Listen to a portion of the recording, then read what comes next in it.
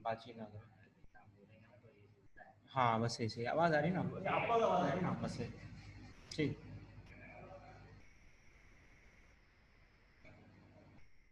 Okay,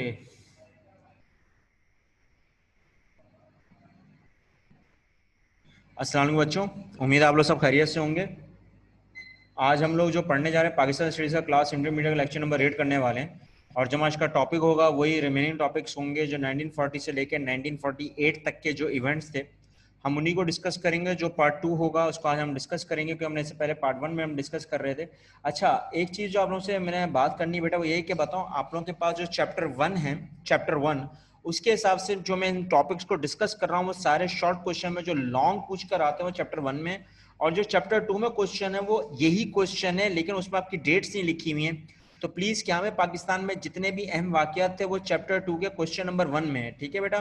तो इसको अच्छी तरह याद कर लो कि हाँ ये वो चीज़ें कि जो इवेंट्स हैं लेकिन उसमें डेट्स लिखी हुई, आपने हेडिंग है वही लिखनी है मगर डेट्स इसी में से देख के लिखनी है जो आपके पैराग्राफ में लिखी हुई है। डेट जरूर लिखना है हेडिंग के साथ, ठीक है। डेट डेट लिखना लाजमी है। अच्छा, उसी का हम लोग क्वेश्चन नंबर जो 2 है उसी को हम उसका पार्ट जो हमने रिमेनिंग रखा था जो मेजर जो आपके इवेंट्स थे हम उन्हीं को डिस्कस करेंगे आज, ठीक है। तो नोट्स में तो बहुत कुछ लिखा हुआ है बेटा, लेकिन जो आपके पास सवालात आते हैं शॉर्ट में उनको मैं ज़्यादातर एक्सप्लेन कर रहा हूँ कि ताकि आप लोगों को आसानी हो जाए। और इससे पहले कि आप लोग मुझसे एक और सवाल करें, जो बच्चे मुझसे बार बार सवाल कर रहे हैं कि सर ये सवाल हमने जो प्रीवियस लेक्चर में पढ़ा था ये हम किस तरह डिस्कस करें। बेटा देखो 1905 से लेकर 1939 के जितने भी इवेंट्स हैं वो आपके चैप्टर 1 में हैं। उसके जो इंट्रोडक्शन है, तारुफ है, उसी की हेडिंग बनाकर आपने लिखने हैं।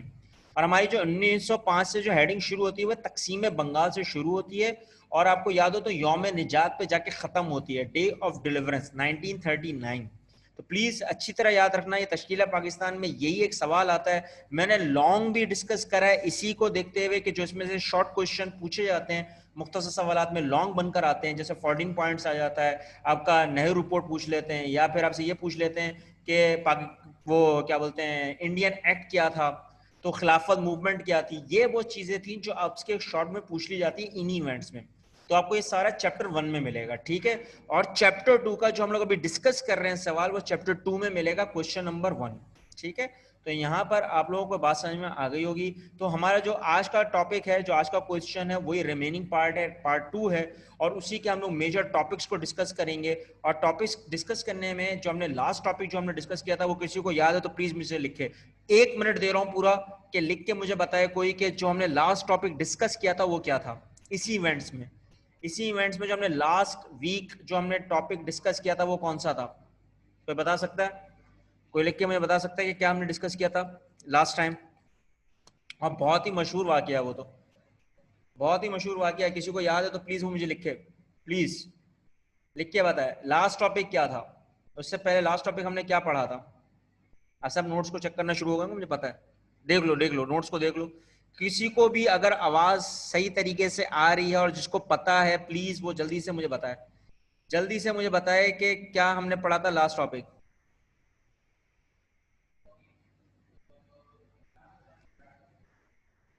किसी को भी याद नहीं आ रहा? या अल्लाह, क्या हो गया? क्या लास्ट टाइम क्लास में सारे सो रहे थे क्या?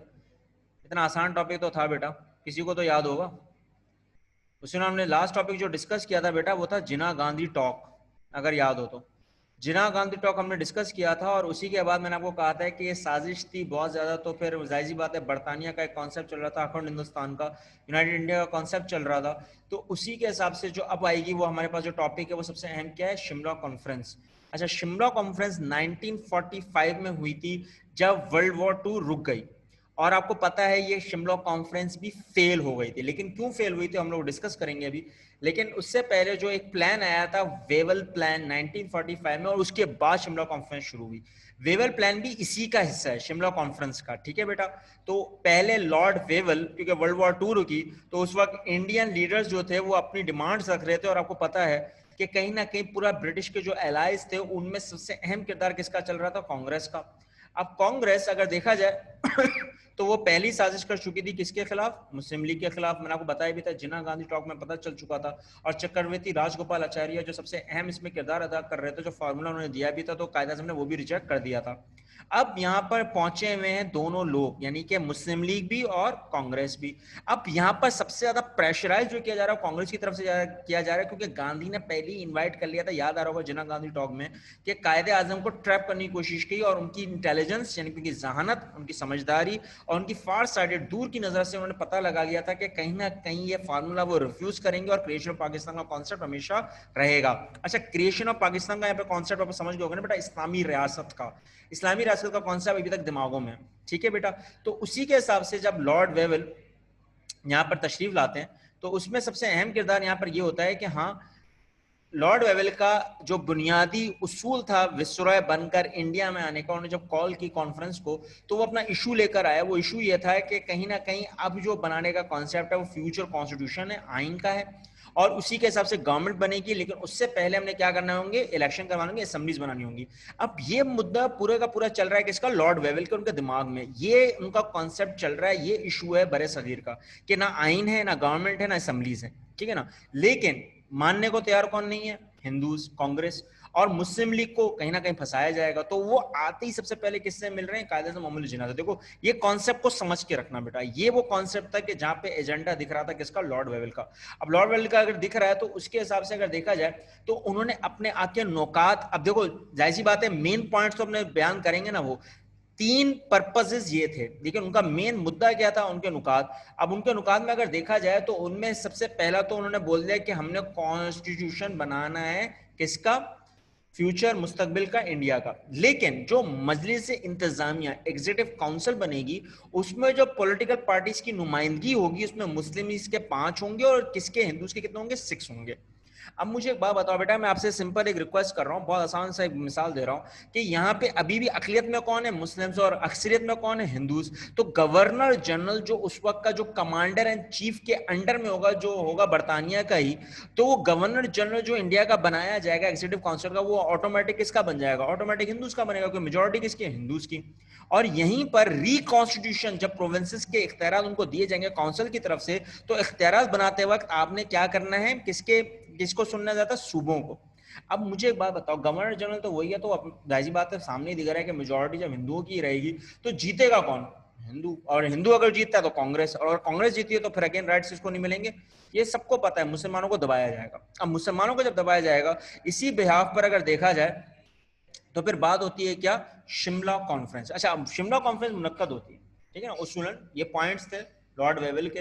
अब जाहिर सी बात है उसमें तनाज़ा तो सभी को दिख रहे थे, जब तनाज़ा दिख रहे हैं तो उसमें सबसे ज्यादा मुद्दा जो दिख रहा है वो यही दिख रहा है कि कायदे आजम मोहम्मद अली जिन्ना को, क्योंकि उस वक्त तक कायदे आजम, अब मैं कायदे आजम बार बार इसलिए बोल रहा हूँ क्योंकि हमने खिताब दे दिया था 1938 में मोहम्मद अली जिन्ना को, ठीक है बेटा। तो ऑल इंडियन नेशनल कांग्रेस ने ये अपॉर्चुनिटी दिखाई कि गवर्नमेंट तो बननी उनकी है, क्योंकि बयान तो वही दिख रहे हैं, मेजोरिटी में तो जाना ही हिंदुओं ने। तो यहाँ पर जो फॉर्मूला एक्सेप्ट करने की बारी आई, इनके पार्टीशन की जब बारी, तकसीम की बारी आ रही है, तो वो किसके अंडर में आ रही है, मुस्लिम लीग के। तो वो फॉर्मूला एक्सेप्ट करेगी या नहीं, असल मसला यहाँ ये था। लेकिन मुस्लिम लीग ने इसको एक्सेप्ट नहीं किया, क्योंकि कायदे आज़म को आपको तस्वीरों में दिख रहा होगा कि कितने सीरियस दिख रहे हैं। उनका मकसद ये था कि अब कोई सीरियसनेस से ही बात हो सकती है, हंसी मजाक में बात नहीं होगी। क्योंकि हंसी मजाक का मतलब ये है कि बेटा कि अब आप अगर अपने आपको अभी सीरियस शो नहीं करोगे तो बाद में जो बरतानिया यहाँ से निकलने पे लगी हुई, क्योंकि उसका इकोनॉमिक डिग्रेडेशन बहुत ज्यादा हुई हुई है, उसको पता है कि यहाँ से निकलना ही निकलना है, तो वो इख्तियारात उन्हीं को देके जाएगी जो उनकी सुनेगी। तो वो जाहिर सी बात है कांग्रेस ही को देख रहे थे, जब मेजोरिटी उनकी है तो कांग्रेस को ही देखेंगे, और वैसे ही मुसलमानों को पता ही था कि उनके दिमाग में क्या चल रहा है। तो यहाँ पर ये बात अब तय हो जाती है कि कहीं ना कहीं जो उनके मेंबर्स उस शिमला कॉन्फ्रेंस में आए थे जो कांग्रेस के थे, वो जाहिर सी बात है 5 मेंबर्स थे इंडियन नेशनल कांग्रेस की तरफ से। अब्दुल कलाम आजाद थे। अच्छा, अब्दुल कलाम आजाद का बेटा ये आता है वो एंटी पाकिस्तान थे, ठीक है ना, एंटी पाकिस्तान थे, एंटी मुस्लिम नहीं थे। मुसलमान नहीं हो सकते वो, तो खुद मुसलमान है तो मुसलमानों के खिलाफ क्यों जाएंगे, वो एंटी पाकिस्तान थे। तो प्लीज अच्छी तरह रखना, पंडित नेहरू हो गए, इस तरह कृपलन साहब भी हो गए, चक्रवर्ती राजगोपाल आचार्य हो गए, लेकिन जो इसमें आपको ऐसा मैं बताना चाह रहा हूँ वो है कौन, मलिक खजर हयात साहब। अच्छा, यूनिस पार्टी के उस वक्त के जो आपने देखा साउथ इंडिया के मुसलमानों के जो सबसे बड़े ओहदों पर होते हैं ना बेटा, इंडस्ट्रीज वगैरह सनतों के, उनके ग्रुप की जो पार्टी थी वो ये थी। अब ये तो जाहिर सी बात है उनको पता था कि कांग्रेस ही जीतनी है, क्योंकि है ही हमेशा मेजोरिटी में कांग्रेस हिंदुओं का ही है, तो देखना ही है। और फिर यहाँ पर एक बात आती है क्या, कि मुस्लिम लीग के जो मेंबर्स हैं वो कितने हैं। अच्छा, मुस्लिम लीग के मेंबर्स यहाँ पे 3 ही है जो रिप्रेजेंटेशन कर रहे हैं, खान लियाकत अली खान, मोहम्मद अली जिन्ना और सरदार रब निश्तर साहब। अच्छा, ये तीनों रिप्रेजेंट कर रहे हैं मुस्लिम लीग की तरफ से और वो कांग्रेस की तरफ से। अब आपने अगर नोट करा हो कि यहाँ पर फेलियर शिमला कॉन्फ्रेंस क्यों हुई, देखो बेटा एक सिंपल तरीका है, बहुत आसान सा, मैं आपको पहले ही बताया कि मुस्लिम लीग नहीं चाह रही है कि कॉन्स्टिट्यूशन बनाते वक्त इख्तियार मिल जाए किसको, हिंदूज को। और हिंदू ये नहीं चाह रही कि अखंड हिंदुस्तान और पार्टीशन का कोई बात हो ही नहीं, तकसीम की बात नहीं होनी चाहिए। तकसीम की अगर बात होगी तो कहीं ना कहीं उनको बढ़ावा मिल जाएगा, किसको, हिंदूज को। और जब हिंदूज को बढ़ावा मिल रहा है, देखो बढ़ावा मिल रहा है, बात हो रही है तकसीम की, तो बढ़ावा तो हिंदुओं को मिलेगा, क्योंकि बरताने भी नहीं चाहिए कि वो टूटे, इख्तियार मिलते रहे किसको, कांग्रेस को। तो यहाँ पर जो बात छिड़ी वो यही हुई कि अब्दुल कलाम आजाद को सीट दी जा रही थी एज अ बीइंग मुस्लिम, लेकिन कायदे स्टूड अप हो गए, वो बोलेंगे नहीं, रिप्रेजेंटेशन में मुसलमानों की जो जमात है वो कौन है, मुस्लिम लीग है। लेकिन खिजर हयात साहब चीफ मिनिस्टर पंजाब के उस वक्त के, वो पूरा क्लेम कर रहे थे कि अब्दुल कलाम आजाद ही उनकी जगह लें, लेकिन कायदे आजम कन्विंस नहीं हुए। और कन्विंस जब नहीं हुए तो उन्होंने इस गवर्नमेंट को एक्सेप्ट करने से पहले मुस्लिम लीग को सारी रिप्रेजेंटेशन देने की कोशिश की मुसलमानों की। कौन, यहाँ पे जो ही का वर्ड मैंने इस्तेमाल किया वो है कायदे आजम मोहम्मद अली जिन्ना। अब आप समझ गए, कायदे आजम मोहम्मद अली जिन्ना को ये पता चल रहा था कि कांग्रेस फिर कोई साजिश करने पे लगी हुई और राइट ले लेगी किसका, मुसलमानों का। अब यहाँ पे तीनों पार्टीज इसलिए एग्री नहीं हो रही क्योंकि कांग्रेस चाह रही थी कि कहीं ना कहीं बन जाए किसका, कांग्रेस का बंदा, मुस्लिम लीग चाह रही थी कि वो अपना बंदा बनाए, लेकिन खिजर हयात साहब ये चाह रहे थे कि नहीं वो कांग्रेस को रिप्रेजेंटेशन करें। मेजोरिटी जा रही थी कांग्रेस की तरफ ही, लेकिन कायदे आजम चूंकि जाहिर सी बात है वो ये एक्सेप्ट ही नहीं कर पा रहे थे कि गवर्नमेंट बनाने से पहले असेंबलीज में इलेक्शन का कोई कॉन्सेप्ट नहीं है और आप गवर्नमेंट बना रहे हो। तो ये एक ऐसा कॉन्सेप्ट था कि जहां पे शिमला कॉन्फ्रेंस फेल हुई। अब फेल होने के बाद अब एक ही मुद्दा रह जाता है कि आप क्या करवा लो, इलेक्शन देख लो भाई मेजोरिटी में कौन जीतता है और किसके इंतखाबात में किसको नुमाइंदगी होगी, ये सामने आ जाएगा। अब ये सामने के हिसाब से अगर देखा जाए तो फिर आपके पास क्या आते हैं, जनरल इलेक्शन। अच्छा, इसमें जो बीच में झंडा है ये ब्रिटेन का है, बाकी आपको दिख रहा होगा कांग्रेस का और एक मुस्लिम लीग का है, क्योंकि न्यूट्रल जो यहाँ पर जो गवर्नमेंट जो इख्तियार जिसके पास है वो किसके पास है, इंग्लैंड के पास, ब्रिटेन के पास। अब ब्रिटेन यहाँ पर जो इंतखाबात करवाए, आम इंतखाबात, जनरल इंतखाबात जिसको हम कहते हैं, 1945 में सेंट्रल लेजिस्लेटिव काउंसिल के इंतखाबात हुए, इलेक्शंस हुए, और 1946 में किसके इंतखाब हुए, प्रोविजन असेंबलीज के, यानी कि सूबों के असेंबली के इंतखाबात हुए। आम इंतखाबात में अगर देखा जाए तो सबको ये यकीन था कि जीतना किसने, कांग्रेस ने।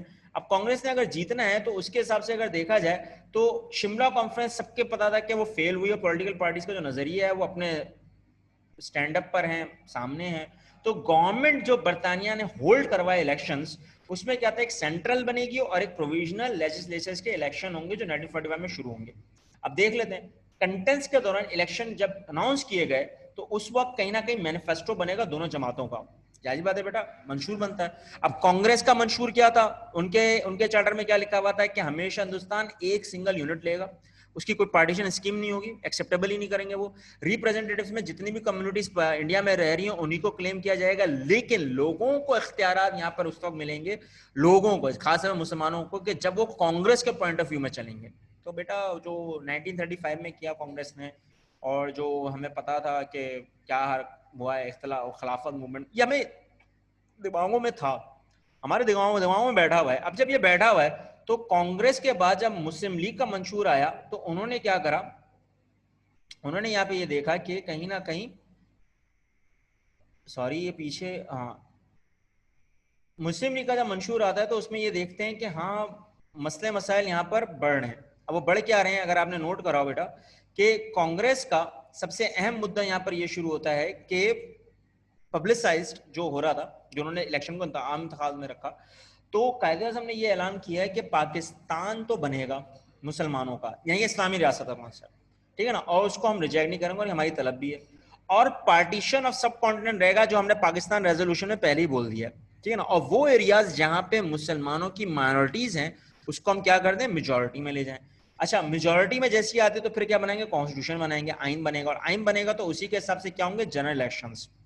और जनरल इलेक्शंस होंगे तो हमेशा माइनॉरिटी से निकल के कौन आ जाएंगे, मेजोरिटी में मुसलमान, अपनी रियासतों के हिसाब से। तो ये हमारा मंशूर था being as a Muslim League. अब सबके दिमागों में ये था कि कांग्रेस ने तो जीतने जीता, क्योंकि मेजोरिटी हमेशा हिंदुओं की किसकी है, कांग्रेस की, तो कांग्रेस को सपोर्ट करेगी। अब जब इलेक्शन कैंपेनिंग शुरू होती है, इंतखाबी मुहिम शुरू होती है, तो उसमें सबसे अहम ये रुझान देखने को मिलता है कि कांग्रेस के साथ जो जितनी पार्टीज हैं, जो छोटी पार्टीज हैं, वो भी मिल गई हैं किसके साथ? कांग्रेस के साथ। जैसे यूनिस पार्टी थी, अरब पार्टी थी, जमात उलमाए हिंद आज के हिसाब से जमात उलमाए फजल रहमान है। बेटा एक सिंपल सा कॉन्सेप्ट दे रहा हूँ जो इंडिया में भी है लेकिन पाकिस्तान में भी है, तो उन्हीं का ग्रुप है यहाँ पर, बस समझ जाओ। तो मुस्लिम पार्टी जो थी वो सारे हर्डल्स और ऑब्स्टिकल्स पैदा कर रही है किसके दरमियान? या आप समझोगे मुस्लिम लीग के दरमियान। तो मुस्लिम लीग को जब वो कर रही है तो उसके हिसाब से अगर देखा जाए तो कायदे आजम ओपनली चैलेंज कर रहे हैं किसको? कांग्रेस को, कि ये इलेक्शन साबित कर देंगे पाकिस्तान बन के रहेगा। और यही उस वक्त गूंज चल रही थी पूरे आसमानों में कि बन के रहेगा पाकिस्तान, ले के रहेंगे पाकिस्तान। पाकिस्तान का मतलब क्या? ला इलाहा इल्लल्लाह। अब ये कॉन्सेप्ट चल रहा है और मुस्लिम लीग दिन ब दिन ताकत और अपने आप को मजबूत पा रही है। अब रीजन यहां पर ये क्या है कि कायदे आजम इतनी आराम से क्यों बोल रहे हैं कि जीत गए? और वही हुआ कि जब रिजल्ट आया कि जीत जाएंगे, और वही हुआ कि दिसंबर 1945 में 30 रिजर्व सीटें रखी गई थी मुसलमानों के लिए, और वो 30 की 30 रिजर्व सीटें मुस्लिम लीग ही जीत गई। सिर्फ मुसलमानों की रखी गई थी किसमें? पार्लियामेंट हाउस में। लेकिन सेंट्रल लेजिस्लेटिव काउंसिल में 30 सीटें रखी गई, वो जीत गई। और प्रोविजनल असेंबली में 492 सीट जो मुसलमानों के लिए मुंसक की गई थी, उसमें 428 किसने जीत ली? मुस्लिम लीग ने। अब यहाँ पे वही आता है जो आजकल का जो 2 साल पहले गाना चला ना, रोसो को रोक लो तो तब्दीली आई रहे हो, तो वही यहाँ पे अब एक कॉन्सेप्ट बना। बरतानिया खुद चौंक गया कि मुस्लिम लीग को इतनी ज्यादा सीट्स कैसे मिल गई। देखो बेटा एक बात याद रखना, एक सिंपल बात बता रहा हूँ कि कहीं ना कहीं इख्तियारात जो नीचे की कौम होती है ना, देना का पता है ना, क्लास सिस्टम, जो दिल्लत थे उस वक्त के यानी कि शुद्रास थे, वो कहीं ना कहीं ज्यादा होंगे निस्बत ब्राह्मण्स के। देखो एक सिंपल कॉन्सेप्ट है, ये एक मेजर कॉन्सेप्ट है जो उस वक्त जनरल इलेक्शन में देखा गया कि कहीं ना कहीं कांग्रेस को इसलिए हार हुई ज्यादा, क्योंकि उस वक्त के जो माइनॉरिटीज के लोग थे वो ज्यादा सपोर्ट किसको कर रहे हैं? मुस्लिम लीग को। और उनको पता है कि मुसलमानों के इख्तियारात में जब वो आएगी गवर्नमेंट तो वो सबको ही राइट्स देंगे, क्योंकि मुसलमानों के उनके अपने मजहब में ये सब चीजें हैं। तो ये वो वजह थी जिसकी वजह से मुस्लिम लीग को ज्यादा वोट्स मिले और बरतानिया चौंक गया। अभी चौंका तो उसी वक्त खिताब जो रिजल्ट आया उसी के हिसाब से अगर देखा जाए तो सबसे अहम मुद्दा जो आया सेंट्रल लेजिस्लेटिव असेंबली का, मरकजी काउंसिल असेंबली का जब आया सामने रिजल्ट, तो ये मैंने नेट से रखा है बेटा, आपने अगर नोट भरा होगा कि 30 की 30 नशिस्तें जो आपको दिख रही होंगी मुस्लिम लीग ने जीतनी। ठीक है ना बेटा? माइनर पार्टीज लेके गई लेकिन कांग्रेस आपने देखा होगा 49। अब जाहिर सी बात है पूरी असेंबली जो थी टोटल में 102 थी, उसमें से 30 सीट रखी गई थी किसके लिए? मुसलमानों के, और वही जीती। आपको देखो question mark question mark question mark दिख रहा है, तो ये इसलिए दिख रहा है क्योंकि मुस्लिम लीग ही जीत गई हर जगह से, और पंजाब से ज्यादा जीती 6 सीटें अगर आपने नोट कर लिया हो तो। असम, बंगाल, ये वो इलाके थे कि जहां पर मुसलमानों को सबसे ज्यादा अहमियत दी गई। अब यहाँ पे आप देख रहे हो सिंध, अब सिंध को उस वक्त किसका असर था? मुंबई का, तो इसमें यहाँ पर वो चीजें नहीं है। ठीक है, अब अगर देखा जाए तो यहाँ पे हिस्सा बनाने के बाद सबसे अहम प्रोविजन असेंबली आती है, क्योंकि उस वक्त तक ये सारे मुआहदे जितने भी हो रहे थे वो असेंबलीज के हिसाब से हो रहे थे सूबों के। तो उसमें अगर आप नोट करो तो सिंध में भी 4। अब देखो ये वो चीजें थी कि जहां पर मुस्लिम लीग जीतने पर आ गई, 428 सीट्स जीत गई। 1585 में से 428 सीट्स किसकी हैं? मुस्लिम लीग की। अच्छा, बुक में अभी मेरे पिछली क्लास में किसी ने बच्ची ने मुझसे पूछा कि 439 लिखा है, नहीं बेटा 428 है। ये मैं देखो आपको दिखा रहा हूँ, ये हर किताब में लिखा हुआ है, तभी मैं आपको दिखा रहा हूँ। 428 सीट्स जीते थी मुस्लिम लीग। तो मुस्लिम लीग के हिसाब से आप नोट कर रहोगे कि हाँ कहीं ना कहीं ये बातें शुरू थी। और जब ये हुआ तो उसके बाद सबसे अहम मुद्दा क्या बना? मुस्लिम लीग को जब इतनी जबरदस्त कामयाबी हासिल हुई प्रोविजन असेंबलीज पे, तो मुस्लिम लीग ने सबको धाड़ दिया और इलेक्शन के दौरान कायदे आजम ने बाकायदा ये ऐलान कर दिया था कि अब कोई दुनिया की ताकत नहीं रोक सकती किसको बनने से? पाकिस्तान। देखो अब यहाँ पे इन्होंने वर्ड ले लिया पाकिस्तान, अब यहाँ पे वर्ड आ गया पाकिस्तान। इससे पहले इस्लामी रियासतें, अब आ गया पाकिस्तान, क्योंकि पाकिस्तान रेजोल्यूशन लाहौर रेजोल्यूशन था। उस वक्त हमने ऐलान किया था कि हम लोग अपनी इस्लामी रियासतों को मिलाकर एक मुल्क बनाएंगे, तो देखो यहाँ पे इन्होंने अपना नाम लिया पाकिस्तान। प्लीज अच्छी तरह करना बेटा कि यहाँ पर जब इलेक्शन जीते थे, मैंने बताया था 1945 में जब इलेक्शन जीतेंगे तो ये देखो ये आ गया नाम। अब पाकिस्तान बनने से कोई रोक नहीं सकता। तो अब क्या करेगी बरतानिया? कहीं ना कहीं अपना मिशन भेजेगी। कौन? Cabinet mission. अच्छा, कैबिनेट काबीना को बोलते हैं कि जब इलेक्शन हो जाते हैं जितनी मेजॉरिटी की जमातें जीतती हैं उसी के हिसाब से क्या बनती है? पार्लियामेंट, जिसको हम आज मजलिस शूरा बोलते हैं। कैबिनेट फेडरेशन का मकसद ये होता है कि कहीं ना कहीं जिनकी पार्टी के नुमाइंदे ज्यादा हैं तो उसी के हिसाब से क्या बनाई जाएगी? फेडरेशन बनाई जाएगी, कैबिनेट बनाई जाएगी। और अगर देखा जाए तो उसके हिसाब से जब बरतानिया के जब वर्ल्ड वॉर 2 एंड हुई तो उस वक्त भी इलेक्शन बरतानिया में हो रहे थे, तो उस वक्त के जो प्राइम मिनिस्टर बने वो कौन बने? लॉर्ड एटले। अब लॉर्ड एटले ने कहीं ना कहीं जो इंडिया में इतनी बड़ी जो रेस्टलेसनेस चल रही थी, एक तनाज़ा चल रहे थे, उसको खत्म करने के लिए कैबिनेट मिशन भेजा इंडिया में। अच्छा, लॉर्ड एटले इसलिए लिखा है क्योंकि बेटा ये आपसे पूछा गया है, ये 2003 में पूछा गया है एमसीक्यूज, तभी मैं आपको बता रहा हूँ कि उस वक्त के जो 1945 में बर्तानिया के जो प्राइम मिनिस्टर थे वो कौन थे, लॉर्ड एटले थे। ठीक है, अगर देख लें तो उसके बाद मेंबर जो चूज किए गए उसमें 3 मेंबर थे सबसे अहम, जो कैबिनेट मिशन लेकर आए थे बर्तानिया की तरफ से। तो उनमें सबसे अहम नाम जो आता है पहला, वो कौन, Lord Pethick Lawrence. Sir Stafford Cripps तो पहले आ चुके थे, और एवी अलेक्जेंडर क्योंकि फिलोसोफर थे, तो इसी के हिसाब से इन पूरी की पूरी जमातों में जो सबसे पहले रिप्रेजेंटेशन जो कर रहे थे अहम, वो लॉर्ड पैथिक थे। ठीक है ना, सर स्टैफर्ड क्रिप्स तो पहले ही जा चुके थे, तो उनको पता था कि इंडियन लीडर से कैसे टैकल करना है। एवी अलेक्जेंडर क्योंकि उस वक्त के फॉरेन मिनिस्ट्री में भी थे और लॉर्ड में आते थे, तो उनकी फिलोसफी के हिसाब से लॉर्ड पैथिक ने उनको चूज किया। तो अब यहाँ पर ये तीनों निकलते हैं, लेकिन इनका मकसद क्या है कैबिनेट मिशन बनाने का। अच्छा, कैबिनेट बनाने का मिशन जो था इनका, पहला मकसद तो ये था कि कॉन्स्टिट्यूशनल स्टेटस मिलेगा इंडिया को, आइन बनेगा और गवर्नमेंट बनानी होगी। लेकिन इनका दूसरा मकसद भी था, वो क्या था कि कहीं ना कहीं जो वो गैप था ना जो बीच में बन चुका था हिंदू और मुसलमानों के दरमियान, तो उनको कन्विंस करना था मुसलमानों के, ताकि वो यूनाइटेड इंडिया में रहे, एक ही रियासत हो, यानी कि रियासत एक ही हो, यानी कि पूरा मुल्क एक ही हो इंडिया, और उसमें रियासत लेके मुसलमानों को इख्तियार दे दिए जाए। तो ये तो इम्पॉसिबल था एक तरीके से, क्योंकि जनरल इलेक्शन में प्रूव हो चुका था कि मुसलमान अपनी रियासतें लेकर ही अपना कुछ ना कुछ कायम करेंगे। तो ये तो बड़ा अजीब सा एक बात थी, लेकिन इन्होंने ये करने की कोशिश की। जब ये करने की कोशिश की तो उस वक्त टॉक की, मुज़ाकरात हुए सियासी रहनुमाओं से, और आपने अगर नोट करा हो कि सियासी रहनुमाओं में सबसे अहम जो मुद्दा आया यहाँ पर, और जब अपने व्यूज एक्सचेंज किए, तो गवर्नर जनरल चीफ मिनिस्टर्स जो बनाने थे, वो जिसकी मेजॉरिटी होगी उसी के हिसाब से गवर्नर जनरल बनेगा। ये मैं आपको पहले ही कहा था, तो हिंदू तो पहले ही जीत चुके थे। उनकी मेजॉरिटी में तो देखो बेटा, मुसलमानों के हिसाब से सूबों में मुसलमान जीते थे, लेकिन फेडरेशन के हिसाब से हमेशा कौन जीतेगा, ये तो कॉमन सेंस की बात थी, हिंदू ही थी, क्योंकि 30 सीटें तो रखी सिर्फ गई थी मुसलमानों के लिए, तो ये तो कंफर्म था। तो अब ये व्यूज देखने के बाद अगर देखा जाए, तो उस वक्त ये ख्याल आया कि मुसलमानों के साथ जो मुस्लिम लीग का कॉन्सेप्ट था पार्टीशन का, उसको दबा दिया जाएगा, और कांग्रेस को जो उस वक्त बहुत ज्यादा जो अपोज कर रही थी पार्टीशन को, उनको देखना शुरू हुआ, क्योंकि अब दोनों में मुज़ाकरात चल रहे हैं। जब मुज़ाकरात चल रहे हैं तो कांग्रेस रिजेक्ट कर रही है कि टू नेशन थ्योरी का कॉन्सेप्ट खत्म करो, आइडिया खत्म करो, और मुस्लिम लीग कह रही है नहीं, पाकिस्तान बन गया रहेगा, क्योंकि क्रिएशन है रियासतों का। अब ये दोनों इख्तलाफात इलेक्शन के बाद तक हैं।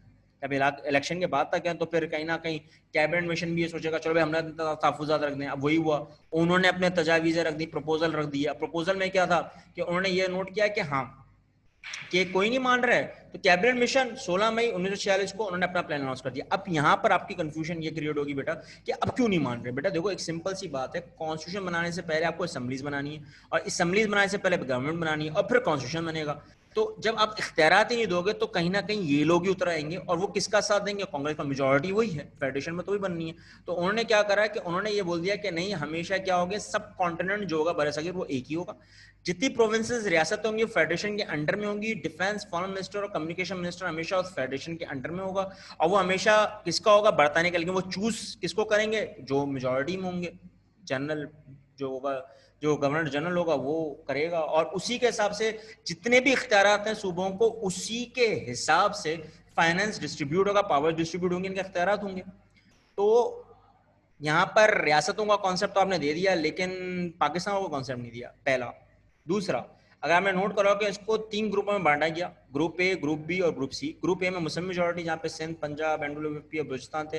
बंगाल और असम में, क्योंकि आपने अगर नोट कराओ मुसलमान और हिंदू दोनों बराबर के उनके अकॉर्डिंग थे, जबकि ज्यादातर मेजॉरिटी मुसलमानों की ही थी। तो क्योंकि एग्रीकल्चर सिस्टम ज्यादा था, उन्होंने लेके रेवेन्यू, याद आ रहा है ना, इकोनॉमिक इनकम, तो वो बंगाल। तो यही वो रीजन था ग्रुप बी बनाने का। ग्रुप सी बना दिया, जिसमें मद्रास, मुंबई, सीपी, बिहार, उड़ीसा थे, वो इलाके दे दिए हिंदुओं को, चलो ग्रुपों में तश्कील कर दिया, ठीक है। असल बात यहां पर आके अटकती है, शुरू होती है, वो ये है कि कहीं ना कहीं सेंट्रल लेजिस्लेटर यानी कि कानून साज असेंबली आइन बनाते वक्त पूरी कंट्री को देखा जाएगा, लेकिन ग्रुप 3 है, तो उसमें इलेक्टेड जो सेंट्रल लेजिस्लेचर में जो प्रोविंशियल असेंबलीज के जो होंगे गवर्नर जनरल, वो अपॉइंट करेंगे, और वो फिर देखेंगे कि कौन से इख्तियारात करने। तो यार ये पता नहीं कौन सा एक लॉजिक आ गई जहां पर तीनों ग्रुपों को बनाने का हो रहा है कि आप अपने आइन बनाए, लेकिन जो फेडरेशन चाहेगी वही होगा। तो बात तो वही हो गई, तो हिंदू ही आगे बैठ गया। जब हिंदू आगे बैठ गए, तो कहीं ना कहीं हिंदू से मतलब ये बेटा यहाँ पे कांग्रेस, तो कांग्रेस जब आ गई तो फिर तो अबूरी हुकूमत बनानी पड़ेगी। अच्छा, अबूरी हुकूमत इसलिए बरतानिया ये देखना चाहते थे कि हम लोग कोई एडमिनिस्ट्रेटिव अफेयर्स में हिस्सा नहीं देंगे, हिस्सा आएंगे नहीं, आपको देखेंगे आप लोग किस तरह चला रहे हो रियासत को, और जब रियासत को चलाते हुए हमने ये लगा तो हम लोग उसमें इंटरफेयर नहीं करेंगे और रिप्रेजेंटेशन उन्हीं की हो जाएगी जिनकी मेजॉरिटी है, जिनकी पार्टीज में इलाकों को सबसे ज्यादा अहमियत दी जा रही है, और उसी के हिसाब से हम लोग चलेंगे। लेकिन गवर्नमेंट कितने साल के लिए लेगी? 10 साल के लिए। हाँ, सेपरेशन ऑफ यूनियन 10 साल। अब 10 साल 3 ग्रुपों में ये गवर्नमेंट चल के देगी, फिर कहीं जाके सोचेंगे कि मुस्लिम मेजॉरिटी एरियाज को अलग करने का मंसूबा तय किया जाएगा या नहीं। तो बेटा यहीं पर पंडित नेहरू ने, देखो अल्लाह का मौजज़ा, देखो कि उनके दिमाग में ये बात आ गई फौरन, और अल्लाह ने उनसे उगलवा दिया कि 10 साल यहाँ पे तो 2 दिन की बात याद नहीं रहती लोगों को, तो 10 साल की बात कैसे याद रहेगी? देखो इस बात को जरा समझना। और यहीं पे कायदा ने फौरन रिएक्ट किया कि हाँ यार 10 साल में कैसे होगा, भूल जाएंगे, यहाँ तो 2 दिन की बात नहीं रहते, कल्चर इतना हो जाएगा, लोग घुल मिल जाएंगे, कोई सोचेगा नहीं, कांग्रेस और अपनी सियासियों को आगे बढ़ा। ये सियासी बात थी बेटा जो निकाली, और उसी में फिर वीटो पावर आ जाती है। अगर आपने नोट करा हो कि उनको इख्तियार ज्यादा मिलेंगे, Congress point of view claim कर चुकी थी कि मेजोरिटी किसकी ज्यादा है, हिंदुओं की, तो ऑब्वियसली वीटो पावर किसको मिलनी है? वीटो का मतलब ही होता है, हक इस्तेमाल का मतलब है इसकी पावर की अथॉरिटी ज्यादा हो, जिसकी मेजोरिटी ज्यादा हो। तो अगर इन टाइम गवर्नमेंट में कहीं ना कहीं प्रपोजल एक्सेप्ट हो जाता है तो मुस्लिम लीग का जो पाकिस्तान का ख्वाब है वो तो खत्म हो जाएगा, और इख्तियारात हमेशा कांग्रेस के पास रहेंगे। और जब ये बातें होना शुरू हुई, इसी दौरान कायदे आज़म मोहम्मद जिन्ना को ये एहसास हो गया कि कहीं ना कहीं डोल मडोल कर रही है कौन? बरतानिया। और इसी दौरान एक और मसला आया कायदे मोहम्मद जिन्ना के पास, वो था उनकी बीमारी, टीबी की बीमारी। अब आपने नोट करा होगा कि उनको 1946 में ये उसूलन एंड के वक्त में उनको पता चल गया था कि अब इनका टाइम हो रहा है। और उस वक्त ये किताबों में लिखा हुआ है कि मुसलमान डॉक्टर था बेटा, नहीं, उसूलन ग्रेजुएट्स और मास्टर की किताबों में लिखा हुआ है हिंदू डॉक्टर था, और रिसर्च में हिंदू ही था, वो तिल्लत का था, नीचे का डॉक्टर था वो। अब जाहिर सी बात है वो दिख गया, तो अब ने अगर पता हो कि हाँ, तो अब बीमारी, अब क्या करें बंदा, अब वही सोच रहे हैं कि अब क्या करना है, क्योंकि 3 से 4 महीने निकल लाइक उधर देखो 11 महीने मिल गए, बड़ी बात थी। कायदे आजम को कहीं ना कहीं फिर पाकिस्तान को बात बनाने में भी टाइम मिल गया, तो ये बड़ी बात थी। लेकिन क्या करें, लेकिन यहाँ पर कायदे आजम मोहम्मद जिन्ना को एहसास हो चुका था कि अब उनको जल्दी काम करना है, क्योंकि अगर अब कांग्रेस ने कोई डोल मटोल किया, अंग्रेजों ने किया, और कहीं मेरी बीमारी का पता चल गया तो मसला हो जाएगा। सिर्फ कायदे आजम को पता था, डॉक्टर को पता था अब तक, अभी इनकी बहन को भी नहीं पता था, ठीक है ना, फातिमा जिन्ना को भी नहीं पता था। तो आपने अगर नोट कर लिया होगा कि यहाँ पर उन्हें जल्दी करना था। अब बात आ जाती है रिएक्शन, पॉलिटिकल पार्टी का क्या रिएक्शन हुआ जब ये सब सुना? तो उस वक्त कांग्रेस ने तो बोल दिया, और नेहरू ने पहले ही बोल दिया कि जिन्ना का पाकिस्तान तो खत्म हो चुका है, उसको दफना दिया कैबिनेट मिशन, और यही हकीकत बात है, 10 बार बात कौन सोचेगा? तो यही वो बातें थी जिसकी वजह से मुस्लिम डिमांड का जो कॉन्सेप्ट था कायदे आजम की नज़र में, उन्होंने जो बयान दिया कि कॉन्स्टिट्यूशन प्रॉब्लम सोल्यूशन उस वक्त निकलेगा जब पार्टीशन के मुतालिक जो सॉवरन स्टेट्स हैं, जो पाकिस्तान की रियासतें हैं, जो जहाँ मुसलमानों की मेजॉरिटी है, उनको इख्तियार दिए जाएं, उनको एक डिमांड दी जाए, उनकी अपनी तलब को पूरा किया जाए। तो ये वो बातें थी जहां पर सबसे ज्यादा मुद्दा खड़ा हुआ। जब मुद्दा खड़ा हुआ बेटा, तो यहाँ पर फाइनल डिसीजन किसके हाथ में था? कायदे आजम के हाथ में था। और यहीं पर कायदे आजम ने क्या आदमी फैसला लिया होगा? मान लिया, एक्सेप्ट किया। वो इसलिए एक्सेप्ट किया कि उनको पता था कि उनकी बीमारी है, अब उनकी बीमारी उनके साथ है, तो वो जल्दी फैसला करेंगे, और फैसला फौरन करना था, क्योंकि अगर ज्यादा लेट हो गया तो मसला। तो उन्होंने एक्सेप्ट किया। लेकिन यहाँ मुस्लिम लीग पे उनका तनकीद करना शुरू कर दिया। क्यों? क्योंकि उनको पता था कि ये नामुमकिन सी बात थी कि वो 10 साल बाद भी सोच पाएंगे, लोगों के इख्तियारात में रहेगा नहीं रहेगा, बहुत सारे मसले थे बेटा, वो सब सोच के बैठे हुए थे। लेकिन कायदे आज़म के पास वक्त नहीं था, वो क्या करते? एक्सेप्ट किया। लेकिन अल्लाह की अगेन कुदरत को देखो, एक अल्लाह का मौजज़ा देखो बेटा। ये मैं मौजज़ा ही कहता हूँ, क्योंकि उस वक्त ख्याल आ गया पंडित नेहरू के, अगेन उसी बंदे के जहन में आ गया जो बड़ी बगावत में उतरा हुआ था, कि उसने ये सोचा कि कायदे आज़म यहाँ पे ब्लफ कर रहे हैं। क्योंकि यहाँ पर उनको ये लगा कि कायदे ने फौरन एक्सेप्ट क्यों कर लिया, उनको पता है कि ये तो बिल्कुल नेगेटिव जा रहा है, उनके बरक्स जा रहा है, अपोजिट में जा रहा है। तो पंडित नेहरू को यहाँ पे महसूस हुआ कि नहीं, कि यहाँ पे कोई ना कोई ब्लफ है, बरतानिया ने कोई ना कोई एक सीक्रेट, बोलते हैं ना, ताल्लुकात कायम किए हुए, कुछ ना कोई बातचीत, कोई भी वाकया, इसके हिसाब से कायदे आज़म ने एक्सेप्ट कर लिया। तो यहाँ पे उसने रिजेक्ट किया। बरतानिया को फौरन यह एहसास हुआ कि कांग्रेस उनका साथ ही नहीं दे रही। अब ये तीसरी दफा मौका ऐसा आया कि जहां पर ये हुआ, और जब ये इख्तलाफ में गया तो फिर उन्होंने खुला ऐलान कर दिया क्या? पार्टीशन का। और आपके पास एक बहुत बड़ा टॉपिक आता है जिसको बोलते हैं 3 जून प्लान। अच्छा, ये 3 जून जो प्लान था, ये इसका पहला हिस्सा आप देख रहे होगे बेटा, मैंने लिखा हुआ है, ये 3 जून प्लान जो था ये पार्टीशन थी। ये पार्टीशन थी कि जब पाकिस्तान को आजाद होना था, लेकिन इसमें भी इतनी साजिश हुई कि कहां पे निकल गया, 14 अगस्त में आ गई कहानी। तो आपने नोट करा होगा कि इसके दौरान भी बहुत सारी चीजें जो आपको मैं बताऊंगा, लेकिन यहां तक अगर आपको कोई बात समझ में नहीं आई तो प्लीज मुझसे सवाल करो। अगर यहां तक कोई चीज आप लोगों को समझ में नहीं आई है तो प्लीज सवाल करो, मैं आपका सवालों का वेट कर रहा हूं। आपके पास पूरे 5 मिनट हैं, जल्दी से मुझसे कोई सवाल करो अगर आप लोगों को यहाँ पे कोई चीज समझ में नहीं आई है। किसी को कुछ पूछना है तो पूछो बेटा। टेस्ट का पता नहीं, वो मैनेजमेंट आपको बताएगी, मैनेजमेंट किस तरह से आपसे लेगी। प्लीज मुझे पूछो जो आपको लग रहा है कि कोई सवाल आपके जहन में, तो प्लीज पूछो, प्लीज पूछो, जल्दी जल्दी जल्दी जल्दी जल्दी पूछो। यहां तक किसी को कोई अगर समझ में चीज नहीं आई तो प्लीज मुझसे पूछो। कहीं गड़बड़ कैबिनेट मिशन में, कहीं गड़बड़ वेवल प्लान में, कहीं अगर कोई मसला है तो प्लीज मुझसे पूछो, मैं वेट कर रहा हूं।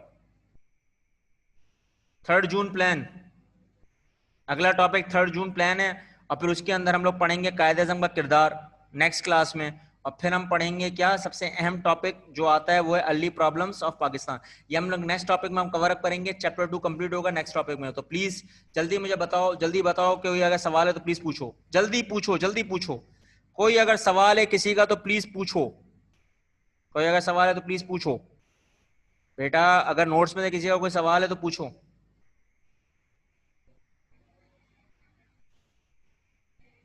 किसी का कोई सवाल, किसी का कोई सवाल नहीं है बेटा? किसी का अगर कोई सवाल है तो प्लीज पूछ लीजिए।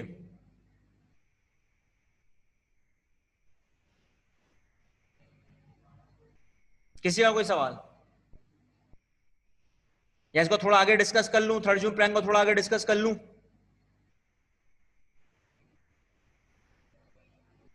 3 जून प्लान को थोड़ा आगे डिस्कस कर लूं? कोई मुझे बताएगा कि 3 जून प्लान को आगे थोड़ा डिस्कस कर लूं, या कोई सवाल है तो प्लीज पूछ लो बेटा। टेस्ट के रिगार्डिंग कोई सवाल है? उमर खान आगे तक, अच्छा ठीक है, मैं आगे थोड़ा डिस्कस कर लेता हूं, लेकिन अगर कोई सवाल नहीं आएगा तो मैं आगे डिस्कस कर लूंगा, फिर थोड़ा आगे डिस्कस कर लेता हूं ताकि आप लोगों को पता चल जाए। प्लीज किसी का कोई सवाल है? किसी का कोई भी सवाल है बेटा तो प्लीज पूछ लो। ज्यादा मुश्किल टॉपिक्स नहीं है, लेकिन फिर भी कोई ना कोई कंफ्यूजन रहती है। नहीं है? किसी का कोई सवाल नहीं है बेटा? सर टेस्ट में कौन कौन से क्वेश्चन आएंगे? देखो बेटा, मैंने पहले ही कहा था कि आपको, मैं पहले ही बता चुका हूँ, सेकंड मंथली टेस्ट यहाँ पर मैनेजमेंट लेगी, जो उन्होंने मुझे बोला हुआ है। तो उसमें आपके पास चैप्टर 1 से जो क्वेश्चन नंबर 5 है वहां से लेकर क्वेश्चन नंबर 24 और चैप्टर नंबर 2 का क्वेश्चन नंबर 1, ये लाजमी आएगा टेस्ट। ठीक है? कोई और सवाल, कोई और सवाल है?